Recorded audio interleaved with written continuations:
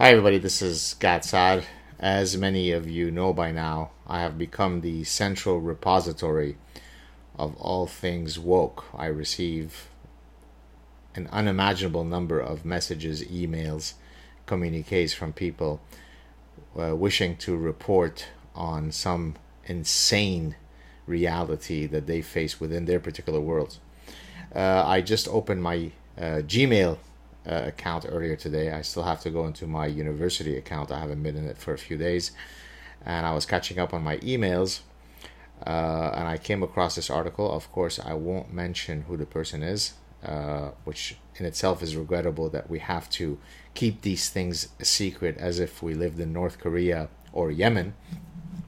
But in any case, I will read you this person's email, and I will leave out parts that could in any way, I mean, you wouldn't be able to know who that person is, but I'll leave out some identifying markers. Hi, Dr. Saad. I have two stories from two major natural history institutions here in Chicago in which scientific integrity seems to take a backseat to activism. The Field Museum of Natural History houses the most complete T-Rex fossil in the world. The fossil is affectionately named Sue after its discoverer, Sue Hendrickson. Last year, a museum-wide email announced that Sue was getting, along with a brand new exhibit and a new set of pronouns. Because the fossil's true sex is unknown, we are to speak of Sue using they/them pronouns as we would with a gender non-conforming person. Though volunteers and employees are not explicitly required to use the creator's new pronouns, it is strongly suggested that they do so. This article gives a more complete version of the story, has interviews with scientists on the problems of personifying non-human animals, and gives an insightful, nuanced critique of the policy. And the person in question shares with me the article, which I will provide in the description section. Then this person goes on to the second example. So the first example is that a dinosaur is now going to be referred to as they or them to be consistent with non-gender or non-binary conforming people or whatever the nomenclature is. Definitely makes sense. The Shed Aquarium, minutes away from the Field Museum, is also infected. I love that they are using my OPS terminology. This morning I came across this poster. It's basically a poster of the Shed Aquarium, and you see some eels, and it says where gender is fluid. Unbelievable lives here. So then the person writes, the creature on this poster is the ribbon eel. Ribbon eels are protandrous hermaphrodites, meaning all individuals are born male and develop female reproductive organs later in life, a strategy which may be explained by the size advantage model. And he or she or they provide a link to explain some of this stuff.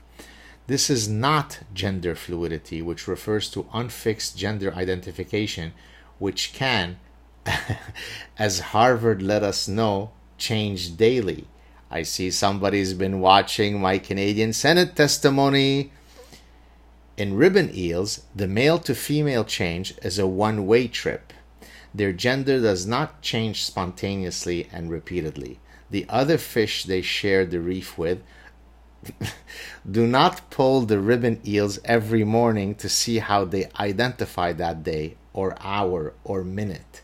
Mixing science education with activism messes with the science, and this poster leaves viewers with a distorted, polluted view of the wonderful, bizarre, adaptive reproductive strategy of this unique creature. I've observed that wokeness in biology is an increasing problem in my cohorts of students. I would post about these specific instantiations of lunacy publicly, but I am pursuing a career in animal behavior research and fear that I would develop a bad reputation in the local zoo aquarium museum scene.